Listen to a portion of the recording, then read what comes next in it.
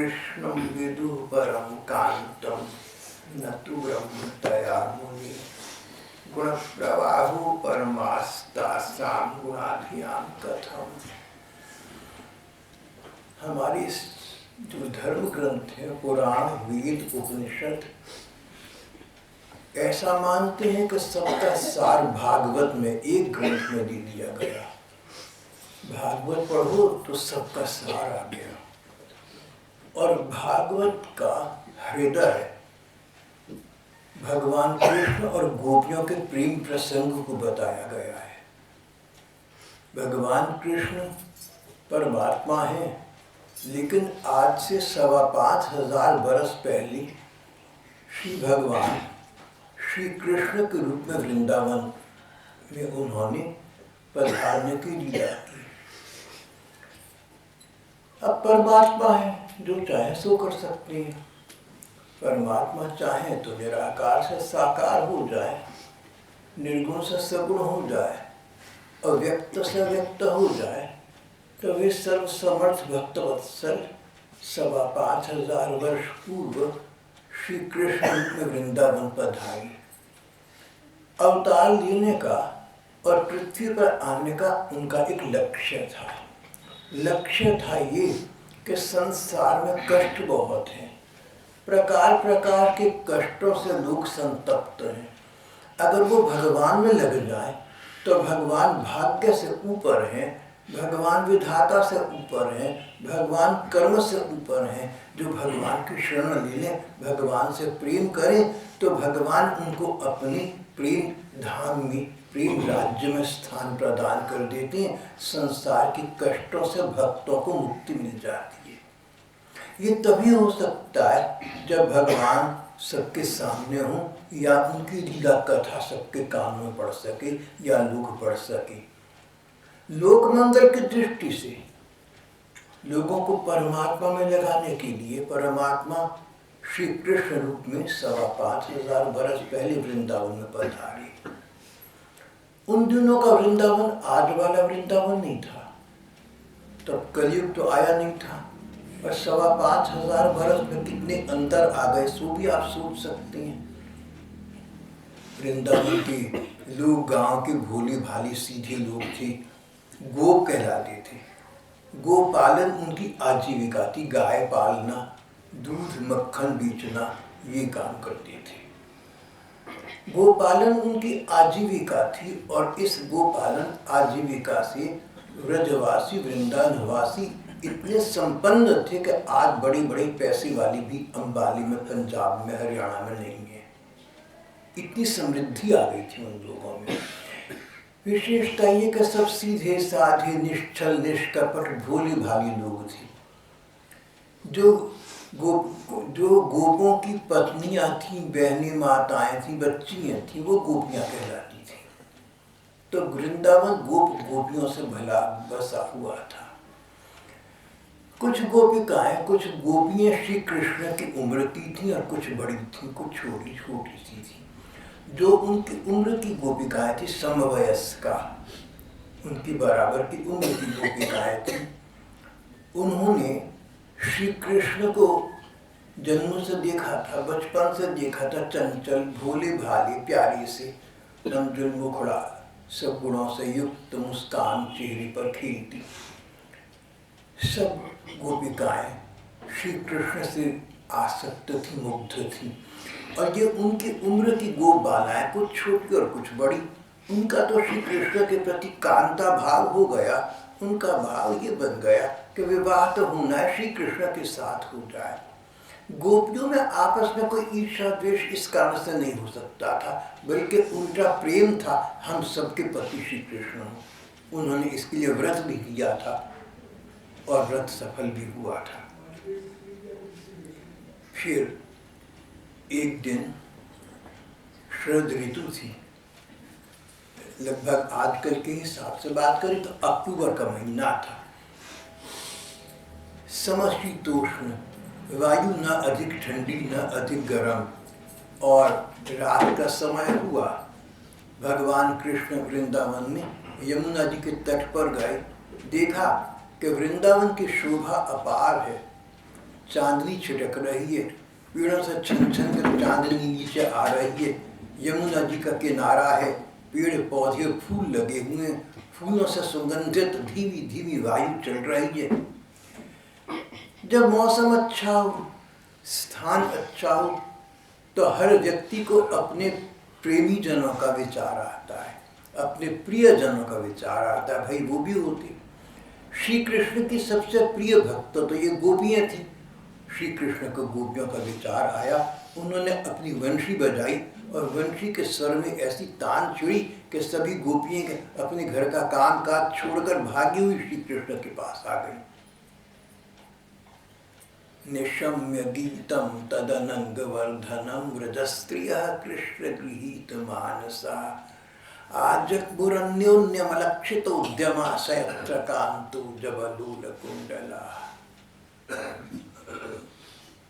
श्री कृष्ण की वंशी ध्वनि का सुमधुर स्वर श्रवण करके ये बच्चियां, ये गोपियां घरों के काम, अपने काम जहाँ थे वहीं छोड़कर भागी हुई श्री कृष्ण के पास वन में आ गई। यहाँ एक विशेषता प्रसंग में आती है। भागवत की कथा शुकदेव नाम के एक ऋषि, एक संत सुना रहे हैं। सुनने वाले तो अनेक हैं, पर मुख्य श्रोता है राजा परीक्षित। राजा परीक्षित को शुकदेव जी कथा सुना रहे हैं। शुकदेव जी भगवान राधा कृष्ण के नित्य स्थान में एक शुक के, एक तोते के रूप में रहते हैं। जब राधा कृष्ण की कोई अंतरंग लीला होती है, जब श्री राधा कृष्ण की कोई एकांतिक लीला होती है, सबका प्रवेश नहीं होता, लेकिन पशु पक्षी तो वहां स्वच्छंद विचरण करती। शुकदेव जी शुक के रूप में रहते हैं राधा कृष्ण की लीलाओं का रसास्वादन करने के लिए। ये शुकदेव जी अब राजा परीक्षित को श्री कृष्ण की लीला कथाएं सुना रही हैं।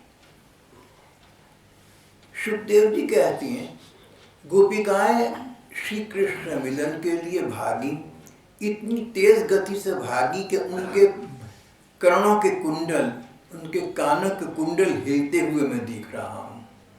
ये शुकदेव जी की विशेषता है। जब कृष्ण कथा करते हैं तो किताब सामने रखकर पढ़ते नहीं, ग्रंथ सामने रखा और पढ़कर बोले ऐसा नहीं करते। वो तो मन की आंखों से भगवान कृष्ण की लीलाएं मानो देखते हैं, मन की आंखों से, भाव नयनों से देखते हैं। कथाकार हो तो ऐसा हो जैसे शुकदेव जी थे, जो भगवान लीला सुना रहे हैं, वही लीला मन की आंखों से मानो देख रही है। गोपिकाओं के कर्ण कुंडल हिल रहे थे, इतनी तेजी से भागी हुई वो श्री कृष्ण के पास पहुंची।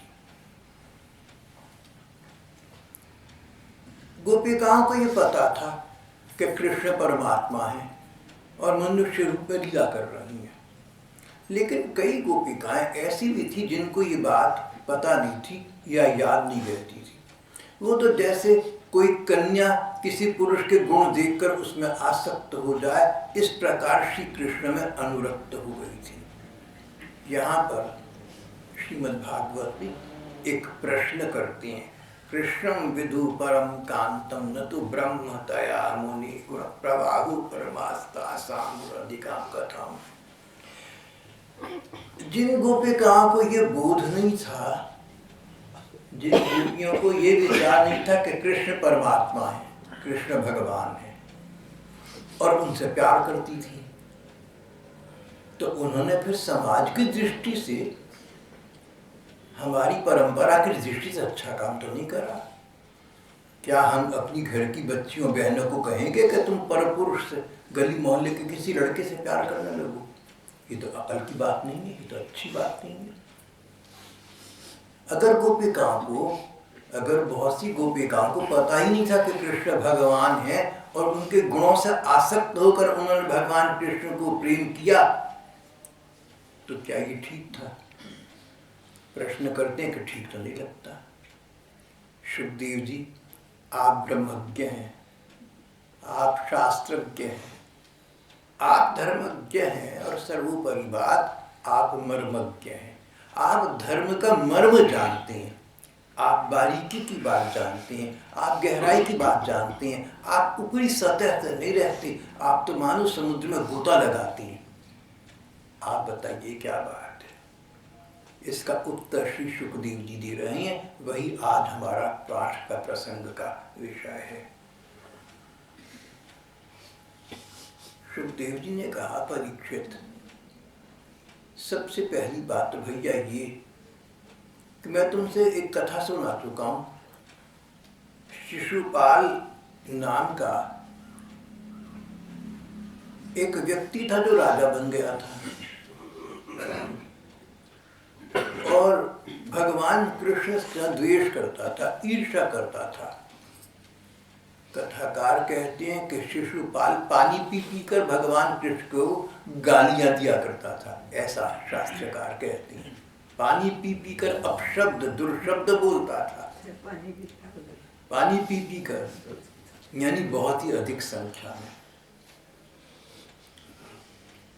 श्री कृष्ण ने ये प्रतिज्ञा की थी कि शिशुपाल कुछ भी भला बुरा गंदा खराब करे, मैं इसके 100 अपराध क्षमा कर दूंगा। लेकिन जब शिशुपाल ने 101वीं बार अपराध किया तो भगवान ने उसका उद्धार कर दिया, भगवान ने उसकी हत्या कर दी, वध कर दिया। और वध किया तो कैसे किया?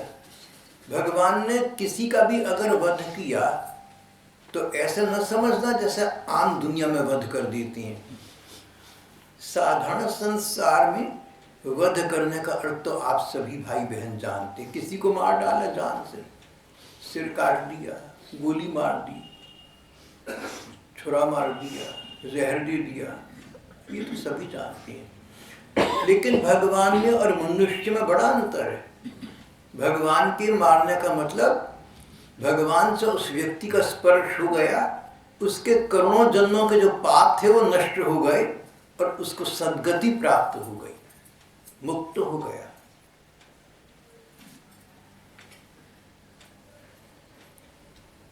भगवान ने उस शिशुपाल का उद्धार कर दिया। भगवान ने उस शिशुपाल को सद्गति प्रदान कर दी, मुक्ति प्रदान कर दी। जो उनसे द्वेष करता था, ईर्ष्या करता था, उनका अपमान करता था, सबके बीच में उनका तिरस्कार करता था, उस शिशुपाल को भगवान ने सद्गति प्रदान कर दी, मुक्ति प्रदान कर दी। जो भगवान अपने से द्वेष करने वाले को मुक्ति दे देती हैं, वो भगवान अपने से प्रेम करने वाले को क्या देंगे? मुक्ति से बड़ी चीज भक्ति है, उसको भगवान भक्ति दे देंगे। यहाँ पर बात ये चल रही है कि अगर शिशुपाल ने भगवान तो माना ही नहीं, प्रत्युत उनको दुष्शब्द बोले, उनका अपमान किया, उनका तिरस्कार किया, भगवान ने उसको भी सद्गति प्रदान कर दी। तो गोपिकाएं जो भगवान नहीं भी जानती थी और फिर भी उनको प्यार करती थी, भगवान उनको सद्गति कैसे प्रदान नहीं करेंगे? अगर द्वेष करने वाले को, ईर्ष्या करने वाले को, अपमान और तिरस्कार करने वाले को भगवान मुक्ति दे सकते हैं, तो प्यार करने वाले को भगवान क्या देंगे? कुछ मुक्ति से अधिक देंगे, कुछ अच्छा देंगे। तो पहली बात यहाँ समाप्त हो गई कि गोपिकाओं ने क्या किया। गोपिकाओं ने जो भी किया, प्यार तो किया। और कृष्ण का स्वभाव है ईर्ष्या करने वाले को, द्वेष करने वाले को, शत्रुता करने वाले को सद्गति प्रदान करना। तो गोपियां जो प्यार ही प्यार करती थी और प्यार में सब कुछ पागल होकर भूल चुकी थी, उनको भगवान ने सद्गति ही प्रदान करनी थी। उनकी दुर्गति कैसे हो सकती है? उनका कार्य अमर्यादित कैसे हो सकता है? दूसरी बात, सुखदेव जी कहते हैं, सत्य वस्तु भाव की अपेक्षा नहीं रखती। जैसे पानी है ना, पानी में तुम हाथ डालो तो गीला हो जाएगा। कोई आदमी आग में हाथ डाले तो जल जाएगा, पता हो या ना पता हो। इसी प्रकार कृष्ण परमात्मा है, उनके साथ तुम कोई संबंध बना लो, तुम कोई भी संबंध बना लो, तुम तर जाओगे, तुम पार हो जाओगे। ये बात बड़ी महत्वपूर्ण है। भाई बहनों को इस पर ध्यान देना चाहिए और इसको जीवन में लाना चाहिए। भगवान के साथ कोई भी संबंध हो, ईर्ष्या का हो, द्वेष का हो, क्रोध का हो, वैर का हो या प्रेम का हो, तो व्यक्ति तर तो जाता ही है। ईर्ष्या द्वेष करने वाली, क्रोध विरोध करने वाली तर जाती हैं, तो प्रेम करने वालों को कितना अधिक सुख भगवान देते होंगे, ये हम थोड़ा सा सोच सकते हैं। अधिक देते होंगे तो स्पष्ट है। भाव ये कि भगवान के साथ कोई संबंध बना लेना। संसार के अधिकतम लोग जो भगवान की पूजा करते हैं, ये नहीं जानते कि पूजा करता तो अच्छी बात है, लेकिन भगवान के साथ कोई संबंध होना चाहिए। यूं तो सारे संबंध भगवान के साथ हैं। त्वमेव माता च पिता त्वमेव, त्वमेव बंधु च सखा त्वमेव, त्वमेव विद्या द्रविणम त्वमेव, त्वमेव सर्वम, त्वमेव सर्वम मम देव देव। इस अंतिम पंक्ति में तो सब कुछ आ गया। त्वमेव सर्वम, हे देव देव, आप मेरे सर्वस्व हैं, आप मेरे सब कुछ हैं, सारी दृष्टि मेरी आपके साथ है, सारे नाते आपके साथ हैं। मातु भ्रातु तात बंधु दूसरो न कोई, मेरे तो गिरिधर गोपाल दूसरो न कोई। मीरा जी का पद है, प्रसिद्ध है। पर एक संबंध बनाने से एक लाभ हो जाता है। व्यक्ति को पता होता है कि भगवान के साथ मेरा ये संबंध है, मैंने इसको निभाना है। आपका किसी व्यक्ति के साथ कोई संबंध है तो आप निभाएंगे। कोई मित्र है तो आप मित्रता का नाता निभाएंगे। बहन है तो बहन वाली काम करे तो भाई वाली काम करेंगे। जो आपका जिसके साथ संबंध है, उस संबंध के अनुसार आप उसके साथ संपर्क करेंगे। कुछ आपके कर्तव्य हो जाएंगे, कुछ आपके अधिकार हो जाएंगे। पति पत्नी का अपना नाता है, दोनों के कर्तव्य और अधिकार है। बहन भाई का अपना नाता है, दोनों के कर्तव्य और अधिकार हैं। संसार में जहाँ संबंध है वहाँ कर्तव्य अधिकार हैं। इसी प्रकार भगवान के साथ नाता कौन सा बनाना है, नाता निर्माण में स्वतंत्रता हमें दी गई, भगवान को नहीं दी गई। ये विचित्र और विलक्षण बात है। भगवान के साथ क्या संबंध होगा हमारा, जो हम बनाएंगे सो होगा। जो भगवान बनाएंगे सो तो अलग बात है, लेकिन संसार के इतिहास पे सीधी सरल सी बात है, भगवान के साथ हमारा कोई भी नाता हो सकता है। नाता वो होगा जो हम बनाएंगे। तो नाता तो दो ही प्रकार का है। नाता संबंध, किसी के साथ दो प्रकार का नाता है। एक तो क्रोध विरोध का है,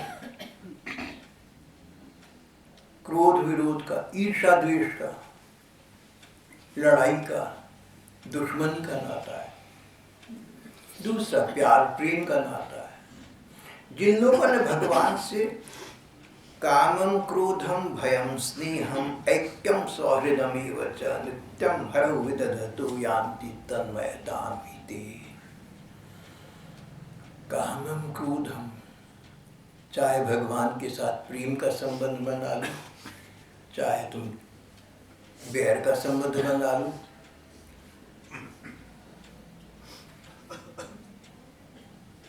देखने की बात यह है कि जो तुमने संबंध बनाया उसके परिणाम से तुम्हारा मन भगवान में जाता है, तुम्हारा मन भगवान में लगता है, तुम्हें भगवान का विचार आता है। कंस ने भगवान कृष्ण के साथ शत्रुता का नाता, भय का नाता बनाया। डर था कि बालक बड़ा होकर मुझे मार डालेगा। भगवान को भगवान न जानकर कंस भगवान कृष्ण को मारने के उपाय 24 घंटे सोचता रहता था। अभी तो बच्चा है, अभी तो इसको मरवा सकता हूँ, बड़ा हो जाएगा तो और समस्या हो जाएगी। तो दिन रात सोते जागते कंस ये चिंतन करता था कि कृष्ण नाम के 5-7 वर्ष के बच्चे को कैसे मरवा दूं। अब जिसका आप चिंतन करोगे उसका रूप आंखों के सामने आएगा, बार बार उसका नाम मन में आएगा। जो लोग भगवान के साथ नाम और रूप का नाता बनाते हैं उनको भगवान की ओर से सद्गति प्राप्त हो जाती है।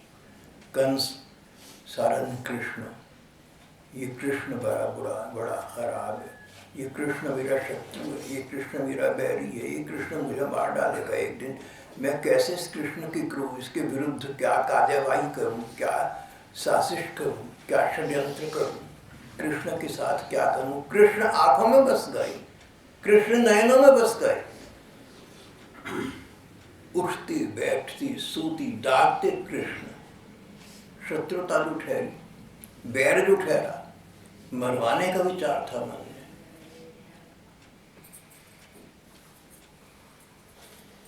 भगवान ने उस कंस का उद्धार करके उसको गति प्रदान कर दी थी। भय का नाता था, दुर्योधन था, धृतराष्ट्र का बेटा, कौरवों का बड़ा भाई दुर्योधन।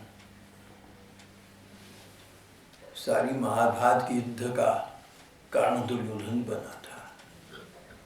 दुर्योधन का भगवान के साथ नाता क्या था?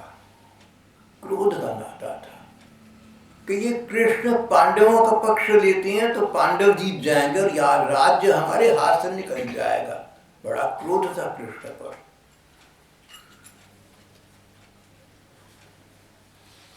और यहां तक कि भगवान जब शांति का संदेश लेकर दुर्योधन की राजसभा में गए,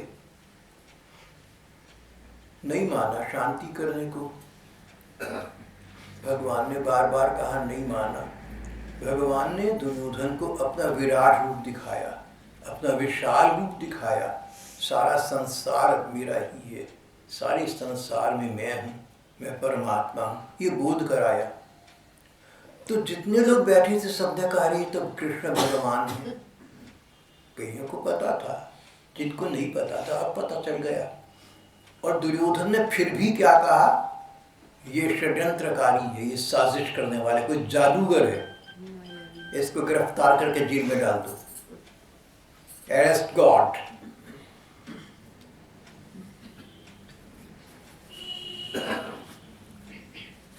परमात्मा को गिरफ्तार करो।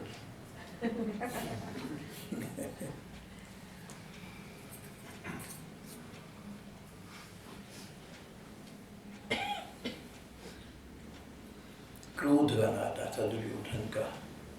भगवान दुर्योधन को सद्गति प्रदान कर दी। जब क्रोध विरोध का नाता करने वाली, ईर्षा द्वेष का संबंध बनाने वाले बैरियों को भगवान ने सद्गति प्रदान कर दी, मुक्ति प्रदान कर दी। तो जो किसी भी संबंध से प्यार करती हैं उनको पिता मानकर, भाई मानकर, स्वामी मानकर, सखा मानकर, बेटा मानकर, पति प्रियतम मानकर, जो श्री कृष्ण को किसी भी संबंध से प्रेम से भजते हैं, अगर दुष्टों को, दुश्मनों को सद्गति देती है तो प्यार करने वालों को सद्गति से तो अधिक कुछ देंगे, मुक्ति से अधिक कुछ देंगे। मुक्ति से अधिक भक्ति है, लगन, प्रेम का आनंद। आनंद प्रेम में है, भगवान परम प्रेम का आनंद उन्हें प्रदान कर देती हैं। भगवान के साथ संबंध हो जाना चाहिए, ये बात बड़ी महत्वपूर्ण है। मुझे तो लगता है कि सारे ग्रंथों का सार, वेद, उपनिषद, पुराण, अगर सबका सार भागवत है तो भागवत का सार ये कि तुम भगवान से संबंध बना लो। भगवान की पूजा तो बहुत लोग करते हैं लेकिन प्रेम नहीं करते। पूजा और प्रेम करने में बड़ा अंतर है। गोपिकाएं प्रेम करती थी, पूजा करना। सुबह हो गया, भैया आरती उतारो ठाकुर जी की। पहले तो देखो मंदिर बनाया हुआ है घर में, हमने ठाकुर जी की मूर्ति रखी है, जोत जलाओ, दीप जलाओ, अगरबत्ती जलाओ, धूप जलाओ, आरती करो, कीर्तन करो, फूल चढ़ाओ, भोग लगाओ, ये सब अच्छे काम हैं, लेकिन ये पूजा के अंतर्गत आती हैं। ये सारे काम कोई व्यक्ति अपने मन की कामना को पूरा करने के लिए भी भगवान के साथ कर सकता है। इस देश के अधिकांश लोग पूजा इसीलिए करते हैं कि उनके मन में या तो कोई कामना होती है कि हमारा ये काम हो जाए, बेटी को नौकरी मिल जाए, मुझे पैसा मिल जाए, मेरा व्यापार चल जाए, मकान अच्छा बन जाए, और या कष्ट निवारण के लिए करते हैं, लोग शांत हो जाए। आपत्ति नहीं है इसमें, बुरा कुछ नहीं है, भगवान से मांगे बुरा नहीं, लेकिन ये पूजा हुई, प्रेम नहीं हुआ। आप भाई बहन देखिए कि अधिकांश लोग इस देश के, हमारे में से बहुत से लोग पूजा करते हैं, प्रेम तो बहुत कठिन है करना। पूजा स्वांत सुखाय, अपने सुख के लिए, अपने सुख प्राप्त करने के लिए भगवान को पूजना, ये तो पूजा है। और प्रेम तत्सुखे सुखी, भगवान को हमारी सेवा से सुख मिले, हमें मिले या न मिले, ये प्रेम है। गोपिकाओं का भगवान के साथ प्रेम का नाता था।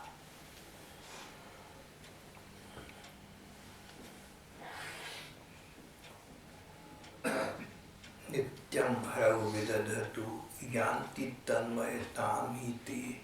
मुख्य बात ये है, कथाकार कहती हैं, शास्त्रकार कहती हैं, प्रेमी संत महात्मा कहती हैं, भागवत कहती है, वेद पुराण उपनिषद कहती हैं। मुख्य बात क्या?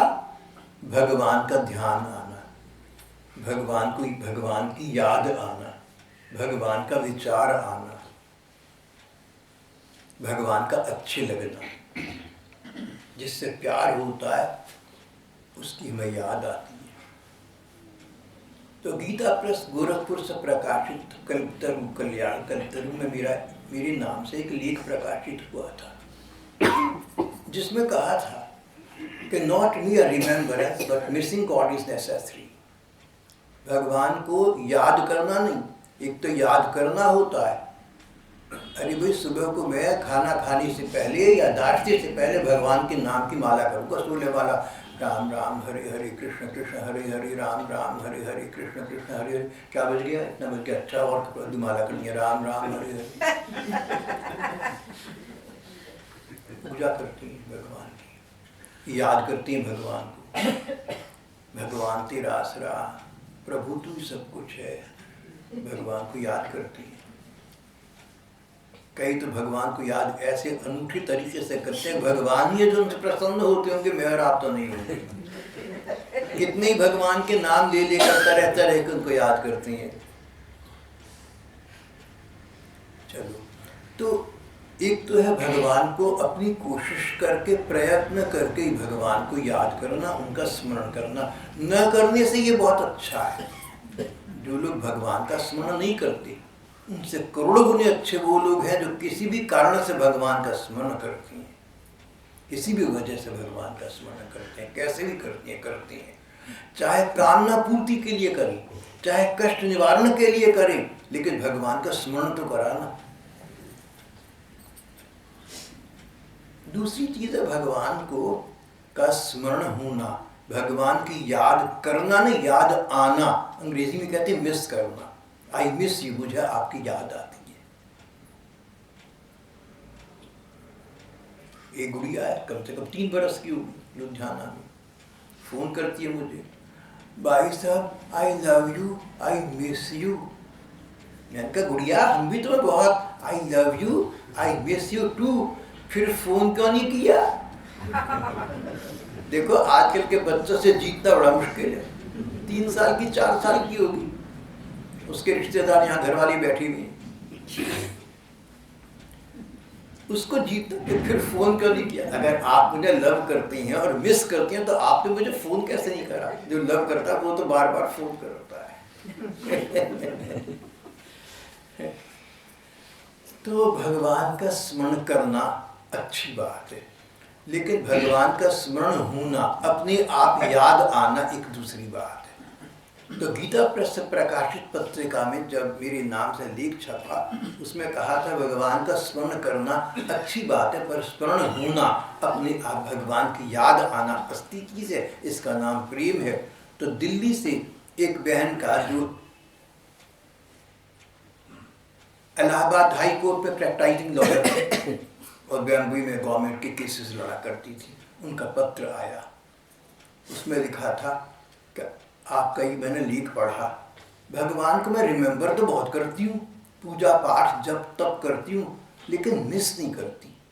बैठी बैठी याद आ जाए जैसे किसी प्यारी प्रियतम व्यक्ति की याद आता है। मुझे बहुत सी बहन भाई देश विदेश में कहती हैं, हम बैठी थी, मौसम अच्छा था, कोई कहते हमने पकौड़ी बहुत अच्छी बनाई, आपकी याद आ गई।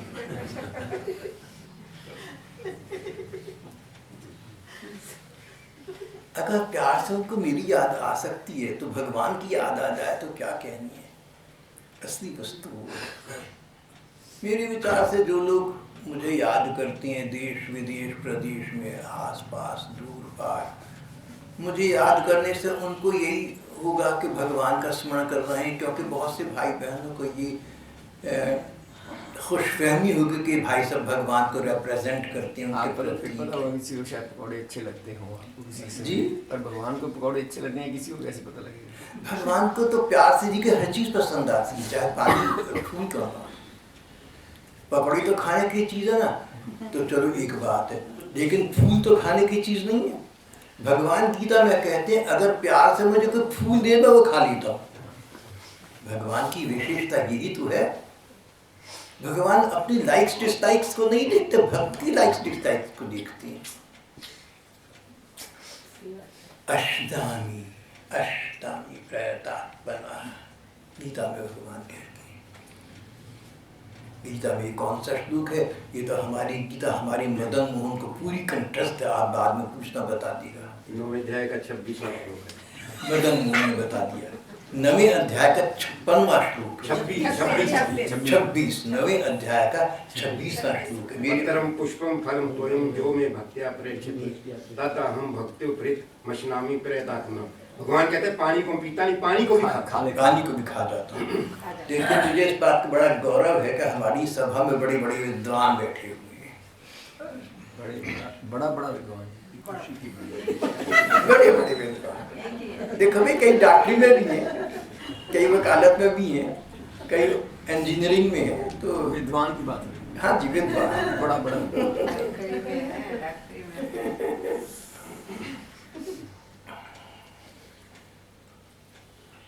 नित्यम हरौ विदधतु यान्ति तन्मयतां हि ते। तो मुख्य विषय पर फिर मैं आपके पास आ रहा हूँ। यान्ति तन्मयतां हि ते, कथाकार कहते हैं कि मुख्य बात यह है कि भगवान में तुम्हारा मन जाना चाहिए, कैसे भी जाए। गोपियों का मन भगवान में जाता था। कृष्ण गृहीत मानसा, गोपियों के मानस, गोपियों के मन मानो श्री कृष्ण के द्वारा अपहरित कर लिए गए। श्री कृष्ण ने मानो उनके मन का हरण कर लिया था। गोपिकाओं का मन श्री कृष्ण में जाता था। गाय देखती तो कहती गाय तू धन्य है, तुझे कृष्ण चराती हैं, देख हम तो घरों में रहती हैं, हमें तो नहीं चराती।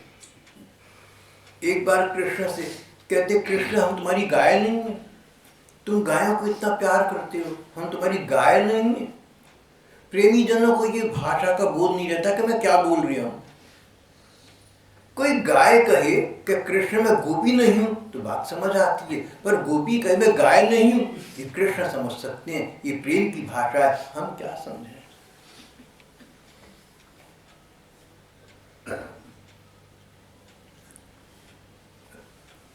पेड़ पर पक्षी बैठा है, आंखें मिची हुई हैं। इस पक्षी ने आते जाते कृष्ण को देखा होगा, अब दुनिया को देखकर क्या करेगा, इससे तो आंखें नीचे थी। अगले पेड़ पर एक पक्षी बैठा है, खुली आंखों से आसमान को देख रहा है। इसने कृष्ण को देख लिया तो पृथ्वी पर निगाह नहीं डालना चाहता, ऊपर देख रहा है कहीं कृष्ण फिर दिख जाए।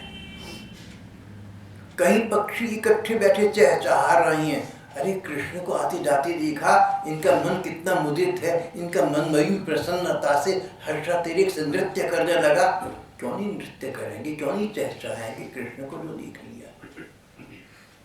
भौरा गुंजार रहा है तो श्री कृष्ण की वंशी के ध्वनि के साथ उसी स्वर में स्वर मिला रहा है। बादल धन्य हैं। श्री कृष्ण वन में चाहती हैं गौओं को चराने के लिए। जब धूप पड़ती है तो ये बादल छतरी बनकर श्री कृष्ण पर साथ साथ चलते, उन्हें धूप न लगे। बादल धन्य हैं। हर पक्षी प्रकृति का प्रत्येक उपकरण गोपिकाओं को श्री कृष्ण से संबंधित लगता था। ये प्रेम का लक्षण है। गोपिकाओं में पराकाष्ठा को प्राप्त था।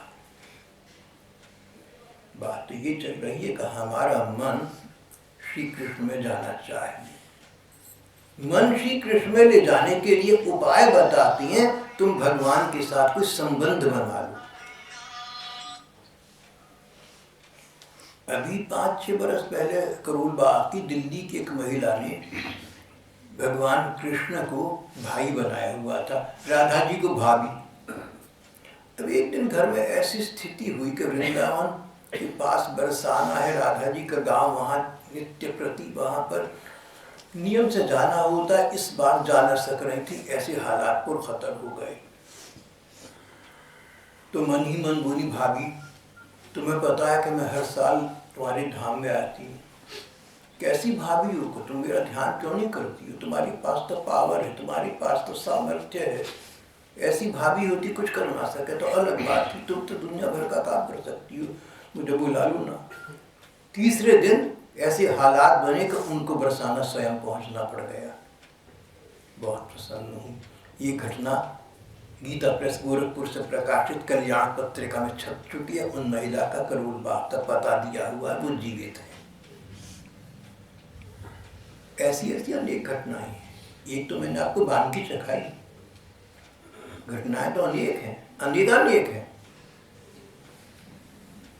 और यहाँ तक कि हमारे परिकर में है, हमारी मित्र मंडली में है, हमारे सत्संगी भाई बहनों में इस प्रकार की घटनाएं हैं जहाँ भगवत कृपा की प्रत्यक्ष प्रतीति हुई है। प्रतीति उतनी हुई जितनी आपने करी, जितनी अनन्यता थी, जितना भाव था। तो भगवान के साथ संबंध बना लो। संबंध कोई सा बना लो। राधा जी को भाभी बना लिया। प्रयागराज सिख भक्त थे, सीता जी को बहन मानते थे। तो राम जी को भला बुरा कहते थे। मैंने तो बहन को ब्याह दिया राम के साथ, मुझे क्या पता था वनवास को चला जाएगा, बहन को दुख देगा। अरे तू तो पैदा ही मेरी बहन को दुख देने को हुआ है। सीता जी को बहन बना लिया।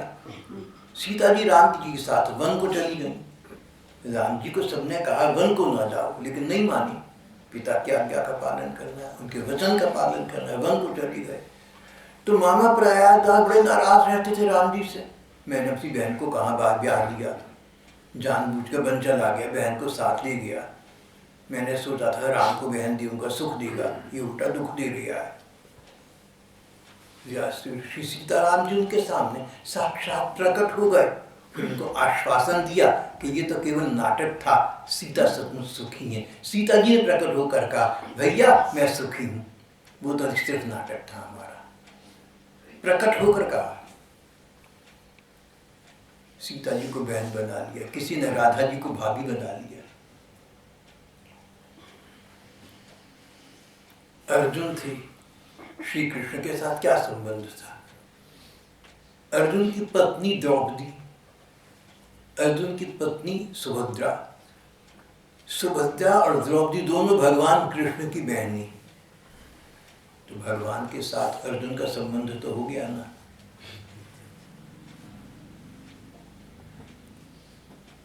किसी ने भगवान को भाई बना लिया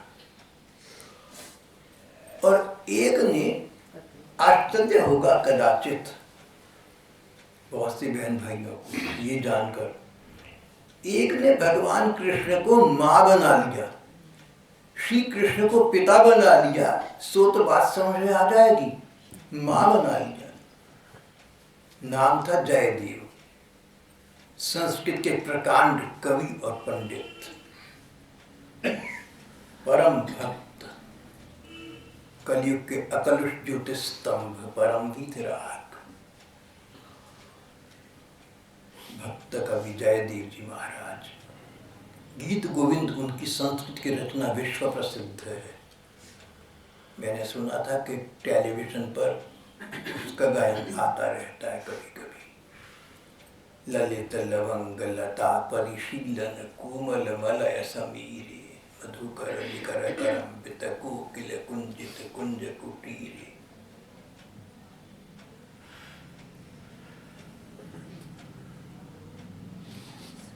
नृत्यति हरिः सरस वसंती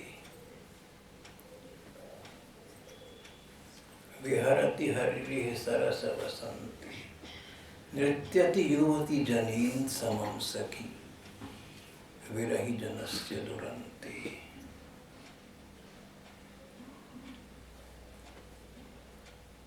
जयदेव जी की रचना गीत गोविंद विश्व प्रसिद्ध है। संस्कृत साहित्य में उसका ऊंचा नाम है। और उन्होंने इसी रचना में श्री कृष्ण को माँ कहकर संबोधित किया। एक स्थान पर हमारे आदि शंकराचार्य ने भगवान कृष्ण को माँ कहा है। शंकराचार्य जिनके नाम पर आजकल कई गद्दियां बनी हुई हैं। आचार्य चली जाते हैं, गद्दियां रह जाती हैं। सांप निकल गया, रस्सी पीटे जाओ। यान्ति तन्मयतामिति। किसी प्रकार का भगवान से संबंध बना लो, भगवान को मित्र बना लो, सखा बना लो, भाई बना लो, कोई संबंध बना लो। आज से 500 वर्ष पहले बंगाल में चैतन्य महाप्रभु नाम के परम उच्च कोटि के परम संत हुए। लोग तो उनको भगवान का अवतार मानते हैं। प्रेमावतार प्रभु चैतन्य थे। 24 बरस तक अपने गांव में रहे, नवद्वीप में रहे, फिर सब छोड़ दिया और जगन्नाथपुरी आकर रहने लगे। जीवन के अगले 24 वर्ष जगन्नाथपुरी में जगन्नाथ जी के मंदिर के पास बिताए। एक झोपड़ी में पड़ी रहती थी, उसका नाम गंभीरा है। मैंने सुना है कि गंभीरा नाम की वो कोठड़ी आज भी वहाँ है। गंभीर भाव रहती थी, गंभीर एकांतिक भाव।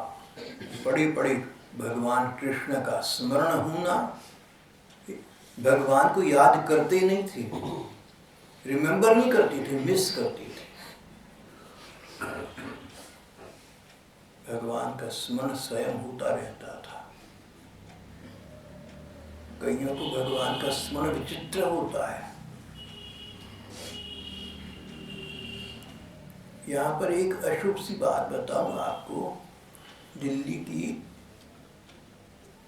के एक सज्जन की छोटी उम्र में 35-40 वर्ष की उम्र में मृत्यु हो गई थी। उनकी पत्नी मुझे मिली, उसका दिल रो रहा था। ये कहिए वो तो रो रही थी, आंखें रो रही थी, मेरा दिल रो रहा था। किसी को रोता देखकर मेरा दिल रो पड़ता है। मैं किसी के अभाव को नहीं सहन कर पाता। किसी को किसी की याद आए, उसको मिले ना, इस बात पे मुझे बड़ा कष्ट होता है, चाहे कुत्ता बिल्ली पशु क्यों ना हो।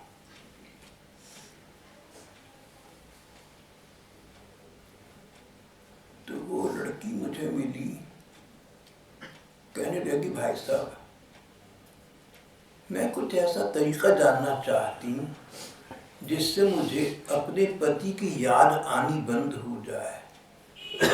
दिन रात उनका चेहरा मेरी आंखों के सामने रहता है। रात को सो नहीं पाती और सो जाऊं तो सपने में वही दिखती हैं। अचानक जाग जाऊं तो वही सामने होते हैं। एक पल को भूल नहीं पाती। कुछ ऐसा तरीका बता दो कि मैं उनको भूल जाऊं और शेष जीवन चैन से काट दूं। मेरा मन रो पड़ा। कोई जादू होता तो मैं करता। तो मैंने उसको एक ही जादू बताया जो संत महात्माओं ने हमें बताया है, मन भगवान में लगाओ भैया। तो फिर भगवान, अगर सचमुच मन भगवान में लगा लो तो वे शाद मुक्त कर भी देती हैं। वो बहन अभी दिल्ली में है, भगवान में लग गई हैं और काफी सीमा तक वे शाद मुक्त हो चुकी हैं। अंबाले की एक महिला 70 वर्ष की अब होंगी कदाचित, किसी उद्योगपति की पत्नी है। उनके लड़के की अचानक अकाल मृत्यु हो गई थी। पागलों की तरह सड़कों पर घूमती रोती हुई, ऐसा उन्होंने मुझे स्वयं बताया। भाई साहब, पागलों की तरह मैं रोती हुई घूमती थी। और एक दिन अचानक शिव जी के मंदिर में विचार आया, शिव जी की कृपा से आया होगा, कि ये जो कृष्ण है, बाल गोपाल, ये तेरे पुत्र हैं, तू रोती क्यों है? मन शांत हो गया। बाल कृष्ण मेरे पुत्र हैं, मैं शांत हूँ। उन्होंने पुस्तक लिखी, पुस्तक प्रकाशित हुई, उसमें भी ये बात लिखी हुई है।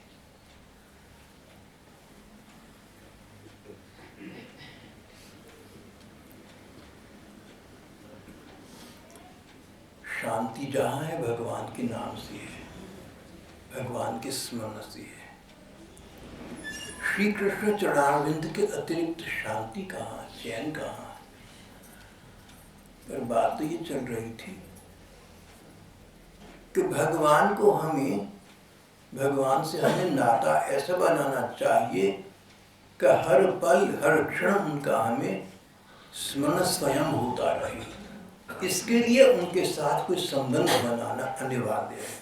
संबंध बनाने से उनकी याद आना आसान हो जाता है। ये शेष प्रसंग हम अगली बार कभी करेंगे। आज अधूरा प्रसंग है, पर यहाँ समय को चला है कि विश्राम दी थी।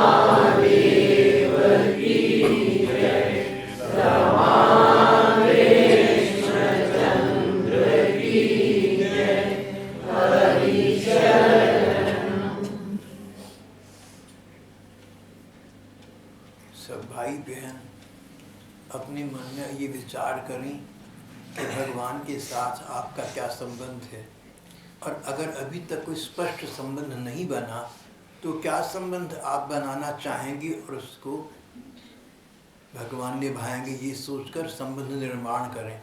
कम से कम 1 सप्ताह तो इस विषय में सोचने में लगाएं, और जब अगली बार रविवार को पाठ होगा तब तक आपको स्पष्ट पता हो कि आपका और भगवान का क्या नाता है। गुड़िया का जन्मदिन है आज। ये बड़ी प्यारी सी गुड़िया आई जी। ये गुड़िया किसके साथ आई है? पंकज भैया। अच्छा अच्छा, पंकज तुम्हारे पापा हैं? बड़े अच्छे पापा हैं भाई। रितिका। और तुम्हारी मम्मी नहीं आई? नहीं, वो घर पे। वो घर पर है। तो तुम्हारी मम्मी बहुत अच्छी है भाई, उनका नाम शिखा है। देखो और जो अशोक भैया, अशोक भैया वो थोड़ा सा गायन कर देंगे। हाँ, बैठे हैं, आए हुए हैं। हाँ हाँ ठीक है। जो बहन तो भाई दो बहन भाई बैठे रह सके, वो थोड़ा सा हमारा हाँ कुर्सी कर रख दीजिए। जो बहन भाई बैठ सकते हैं बैठ जाए। ये पंकज भैया प्रसाद बांट दीजिए, वहाँ खड़े हो जाइए, जिन्होंने जाना होगा ना उनको देते जाइए। अशोक इसको बंद कर